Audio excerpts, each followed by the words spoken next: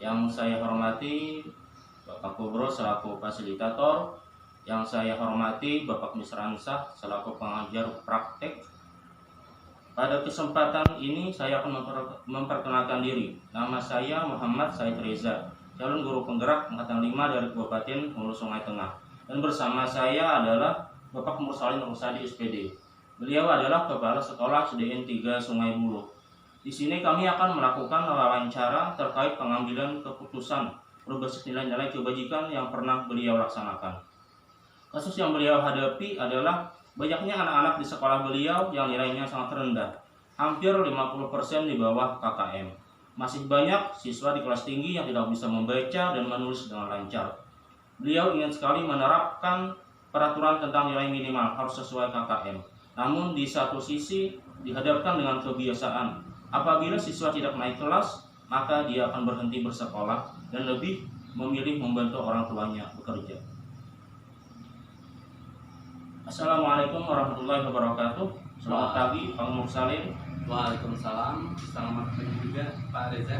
Apakah Pak Mursalin sedang sibuk? Tidak Bapak Reza. Kebetulan ini tadi saya baru datang dari Dinas Pendidikan terkait pelaporan dana BOS. Baik, kalau begitu saya ingin melakukan wawancara dengan Bapak. Ini terkait dengan tugas kami sebagai calon guru penggerak yang diharuskan mewawancarai kepala sekolah. Dalam hal ini saya akan menanyakan terkait pengambilan keputusan yang pernah Bapak lakukan selama memimpin di SDN 3 Sungai Buloh. Dalam wawancara ini Pak, tidak ada istilah benar atau salah. Saya hanya ingin mengetahui dan belajar dari Bapak terkait dilema etika yang pernah Bapak hadapi. Silakan Bapak Reza. Baik Pak, selama ini bagaimana Anda mengidentifikasi kasus-kasus yang merupakan dilema etika atau bujukan moral Pak? Dari pengalaman kita bekerja pada institusi pendidikan, kita sering dihadapkan pada bujukan moral dan dilema etika. Nah, pada kondisi bujukan moral, kita pasti dapat berpegang pada aturan dan norma yang berlaku. Karena dalam bujukan moral, pilihan yang ada adalah salah dan benar. Akan tetapi, berbeda halnya jika kita dihadapkan pada situasi dilema etika. Kita telah mengetahui bahwa dilema etika adalah hal yang berat harus dihadapi dari waktu ke waktu. Ketika kita menghadapi situasi dilema etika, yaitu situasi yang bertentangan seperti cinta dan kasih sayang, kebenaran, keadilan, kebebasan, persatuan, toleransi, tanggung jawab, dan penghargaan akan hidup. Banyak sekali kasus dilema etika yang dihadapi. Di antaranya ketika menghadapi anak-anak yang nilainya di bawah KKM, di satu sisi saya harus menetapkan peraturan bahwa apabila anak yang nilainya tidak mencapai KKM tidak bisa naik kelas. Tapi apabila itu dilakukan, maka akan banyak anak yang tinggal kelas. Dan kemungkinan besar mereka akan berhenti bersekolah karena malu dengan teman-teman. Benar-benar dilema etika Pak ya. Selama ini bagaimana Anda menjalankan pengambilan keputusan di sekolah Anda, terutama untuk kasus-kasus di mana ada dua kepentingan yang sama-sama benar atau sama-sama mengandung nilai kebajikan? Nah, ini satu dilema yang sangat berat untuk diputuskan karena sama-sama memiliki kepentingan yang sangat penting. Tetapi kalau kita lihat dari dilema etika itu sendiri, di mana itu kebenaran lawan kebenaran, sehingga dalam mengambil keputusan dalam menghadapi yang sama-sama penting itu saya harus meminta pendapat atau setidaknya saya harus berkoordinasi dengan dewan guru atau komite untuk membicarakan kasus tersebut, bahwa di sekolah ini ada kasus yang perlu untuk diselesaikan, sehingga dalam pengambilan keputusan kita sudah sepakat inilah jalan terbaik untuk memecahkan kasus ini. Sehingga sebelum saya memutuskan, saya sudah bermusyawarah terlebih dahulu dengan dewan guru atau komite. Berarti pada intinya dalam masalah ini Bapak melakukan musyawarah dalam proses pengambilan keputusan. Iya, benar sekali Bapak Reza. Baik, yang berikutnya Pak, langkah-langkah atau prosedur seperti apa yang biasa Anda lakukan selama ini?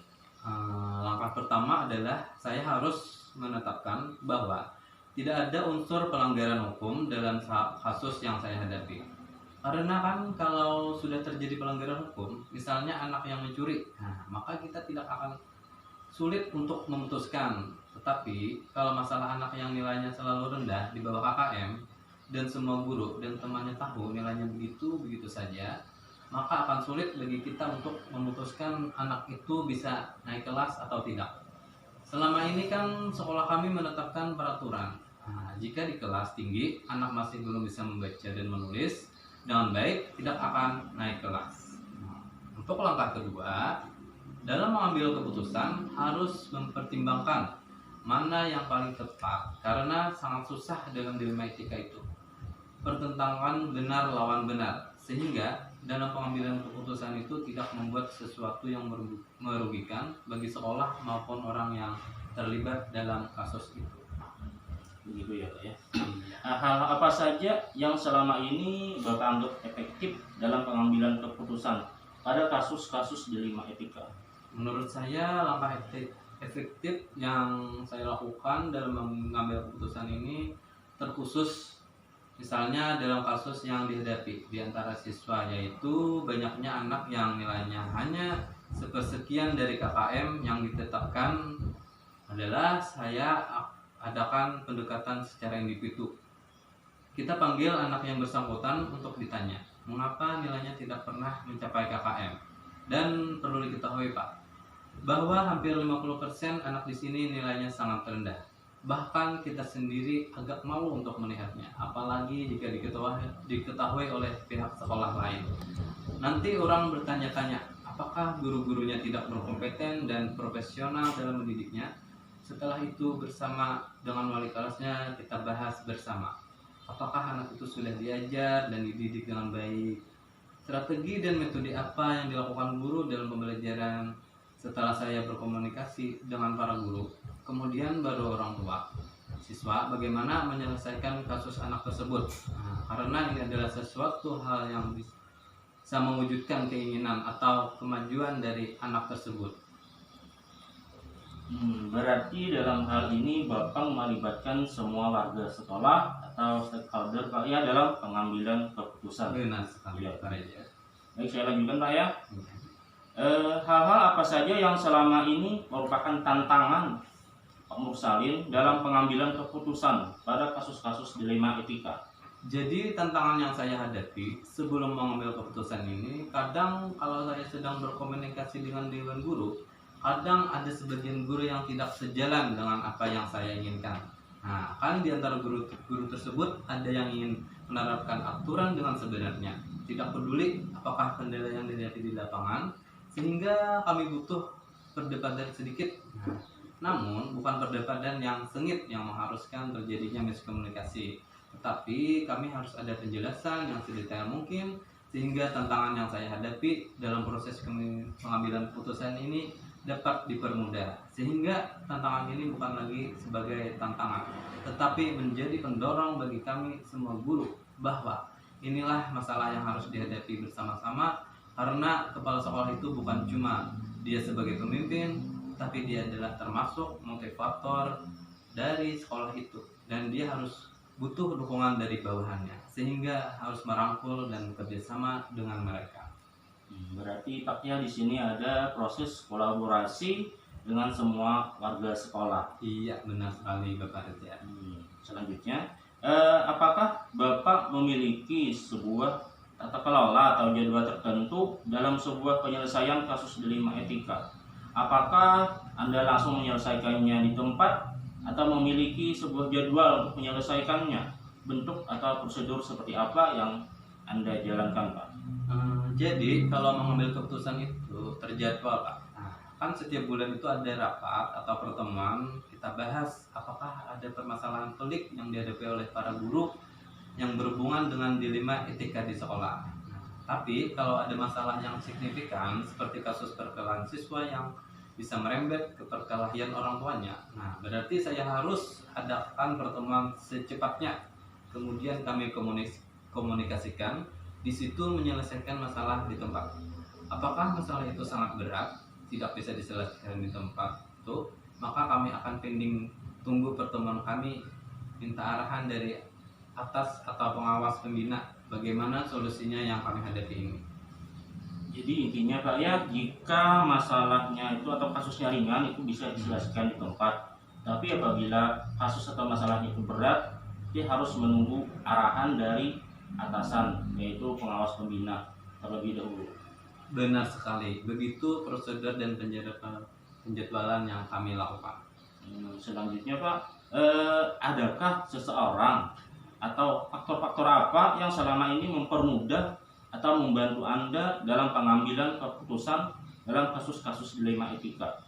Kalau selama ini Pak, kalau dalam rapat-rapat, kalau kasus ringan, yang membantu saya di sini adalah guru-guru di sini. Nah, kita ambil kebijakan yang tentunya tidak menyalahi aturan dan bisa dipertanggungjawabkan secara moral.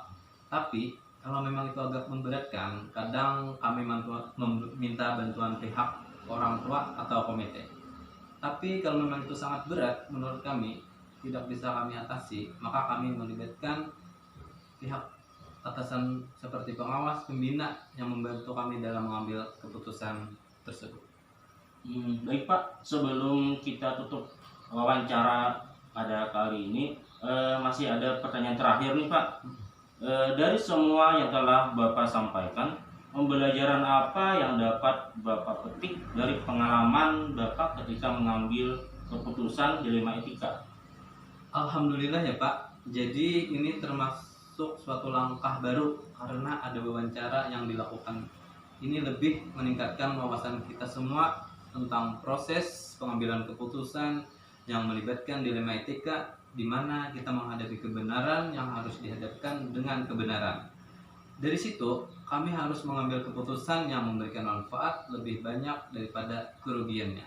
Dan tentunya keputusan yang diambil adalah keputusan yang berdasarkan hasil musyawarah, mengandung nilai-nilai kebajikan, dapat dipertanggungjawabkan, dan yang terpenting adalah berpihak pada siswa. Jadi intinya Pak ya, keberpihakan pada siswa itu adalah hal yang utama dalam kasus dilema etika. Alhamdulillah banyak sekali ilmu dan wawasan yang saya peroleh dari wawancara bersama Bapak ini. Terima kasih atas waktu dan kesempatan yang telah Bapak berikan. Iya, sama-sama Bapak Reza. Terima kasih juga atas wawancaranya yang begitu bermanfaat bagi saya. Demikianlah kegiatan wawancara pada hari ini bersama Bapak Nur Salim Rusadi, Kepala Sekolah SDN 3 Sungai Buloh. Dan saya akhiri dengan ucapan Wassalamualaikum warahmatullahi wabarakatuh. Waalaikumsalam.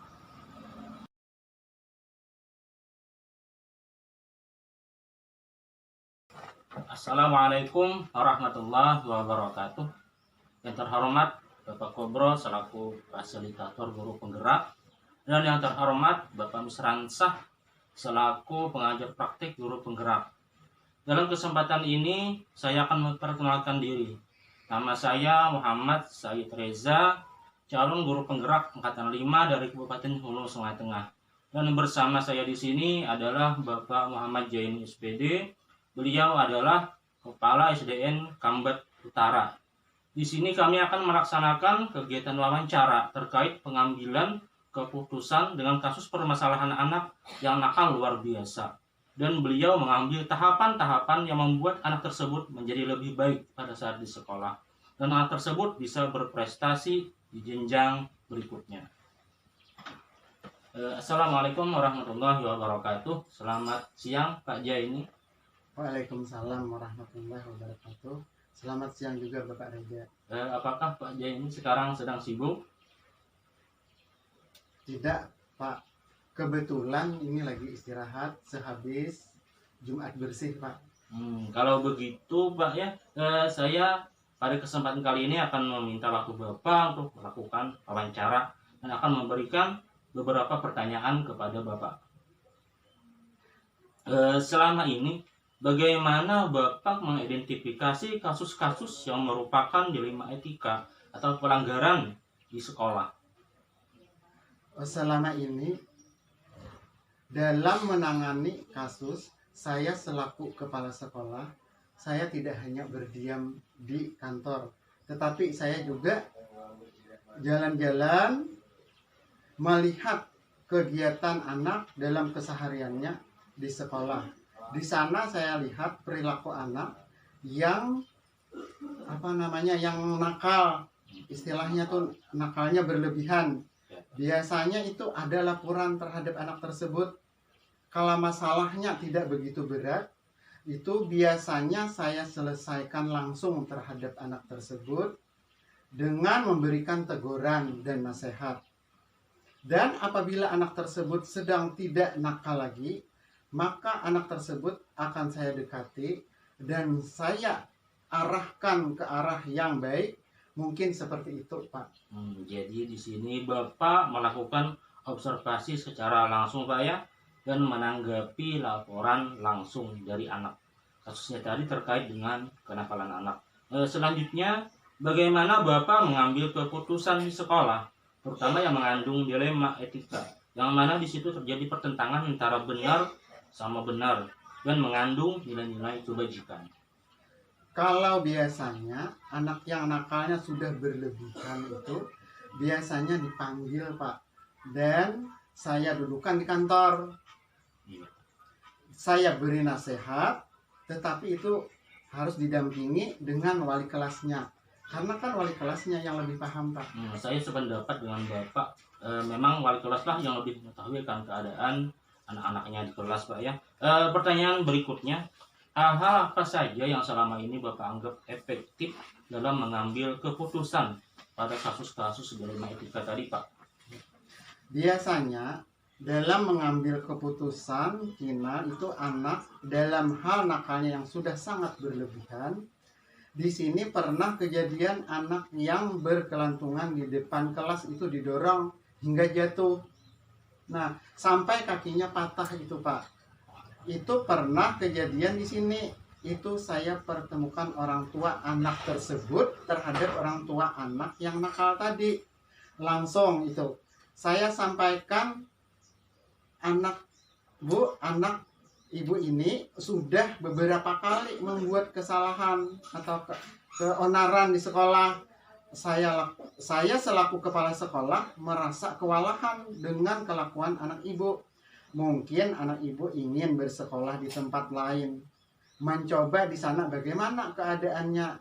Saya bersedia membuat surat pindah terhadap anak ibu. Kalau anak ibu tetap ingin bersekolah di sini, ibu selaku orang tua daripada anak ini akan bersedia berjanji membimbing anak ibu di rumah. Jadi kita sama-sama membimbing. Lambat laun anak ibu akan sudah bersekolah di SMP kan, dan anak tersebut sudah berubah kelakuannya dan menjadi anak yang lebih baik. Gitu, Pak, ya. Jadi tahapannya tadi memanggil anak tersebut ke ruangan kantor, dan apabila sudah sangat keterlaluan, baru kita lakukan tindakan memanggil orang tua siswa tersebut, Pak ya.